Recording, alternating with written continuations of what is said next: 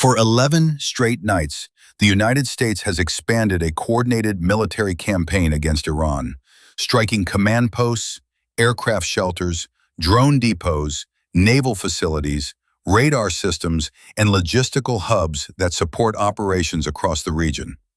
American officials describe the offensive as an effort to weaken Tehran's ability to launch unmanned attacks, threaten commercial shipping, and coordinate long-range military action.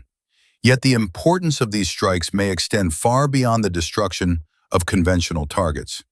Behind every official announcement and every released image of aircraft taking off, attention is increasingly shifting toward Iran's underground nuclear infrastructure, especially heavily protected sites near Natanz. These locations are buried beneath rock and reinforced to survive ordinary bombing, making them some of the hardest military targets on Earth. That is why the latest attacks have created such intense speculation.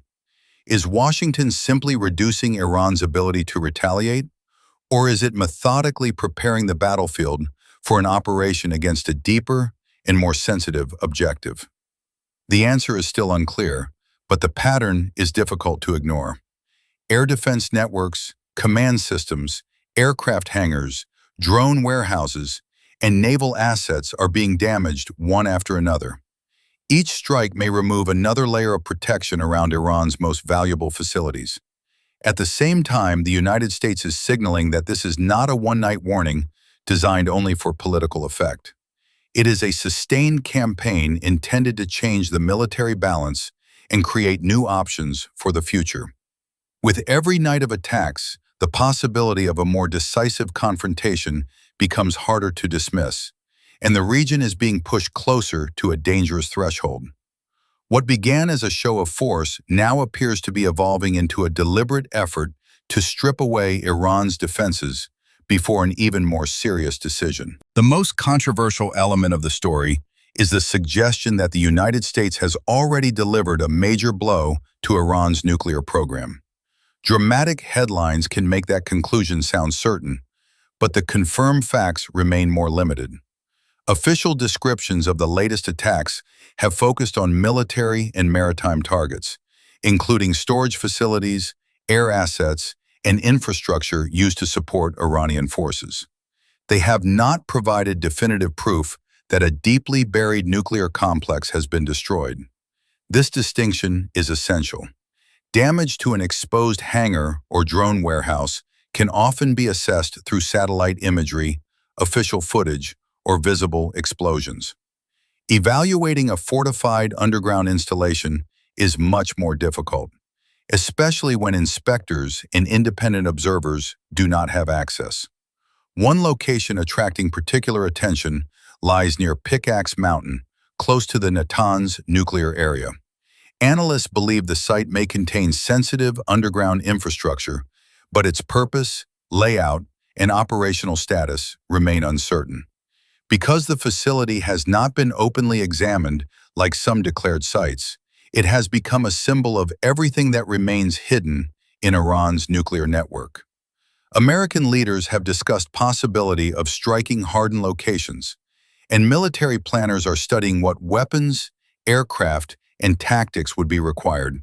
Still, a threat is not the same as an attack, and an attack is not the same as confirmed destruction. Viewers should therefore separate three ideas: verified strikes on conventional military assets, preparations that may support a future nuclear operation, and claims that the nuclear program has already been crippled. Combining those ideas creates a powerful story, but it can also exaggerate what is currently known. The uncertainty surrounding the underground facilities is not a minor detail. It is the central reason the crisis remains so dangerous. Iran, however, is not simply absorbing the pressure without preparing a response. Tehran has warned that American forces, military bases, and shipping routes could become targets if the campaign continues. The Strait of Hormuz remains the most sensitive point because a large share of the world's energy supply moves through this narrow waterway.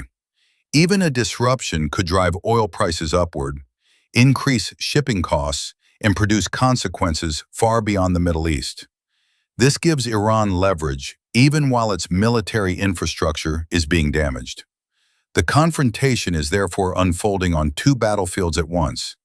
The first is visible, involving missiles, drones, aircraft, warships, air defenses, and explosions.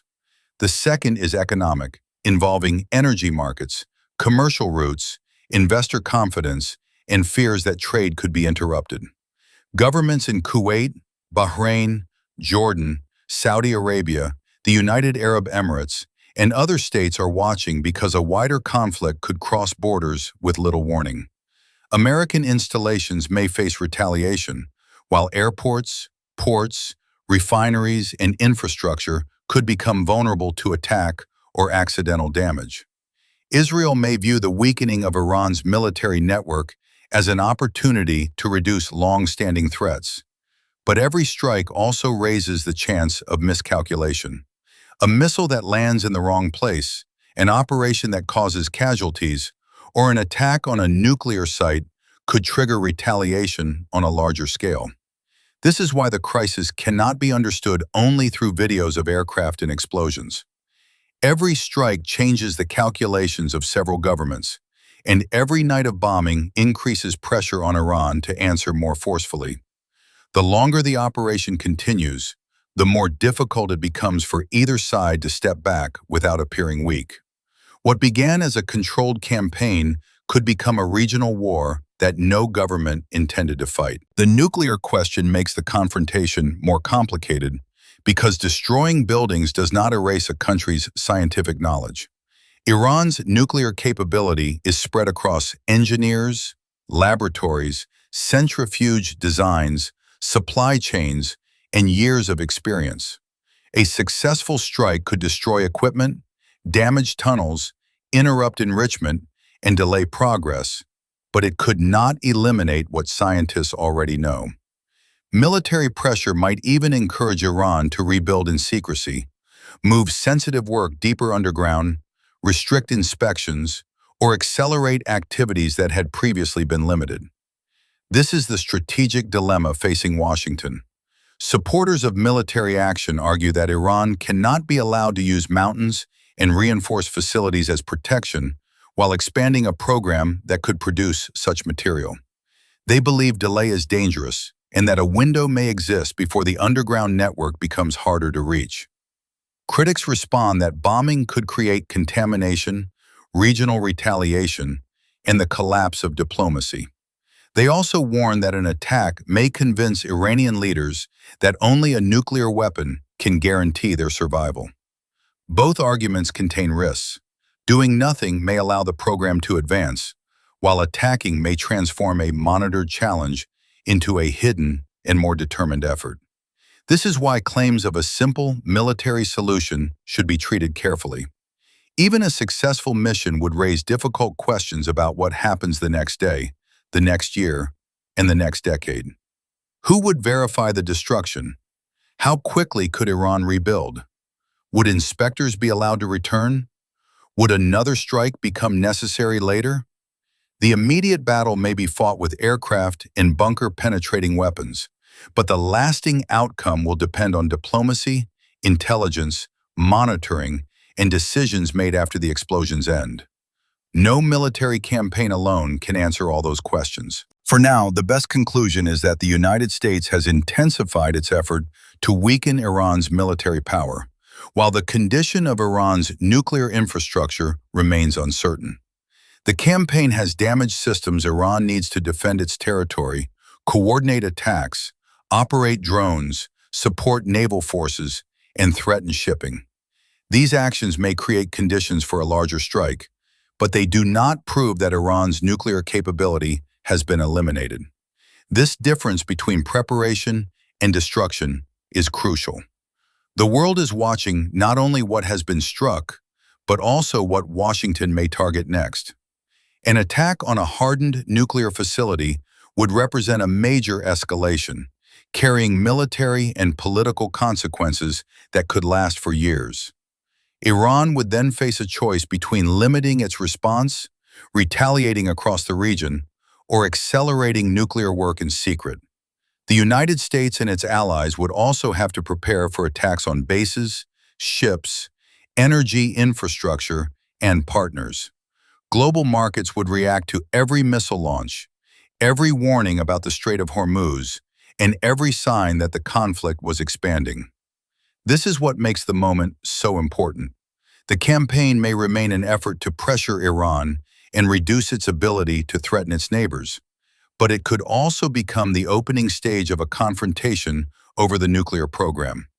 The next decision may determine whether diplomacy can return or whether military escalation becomes the main language between the two sides.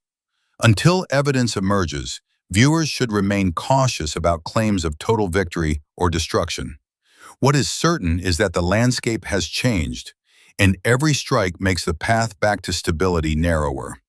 The crisis is no longer defined only by what has happened, but by what Washington and Tehran believe they must do before the other side acts first. The danger is how quickly one decision can reshape the entire war.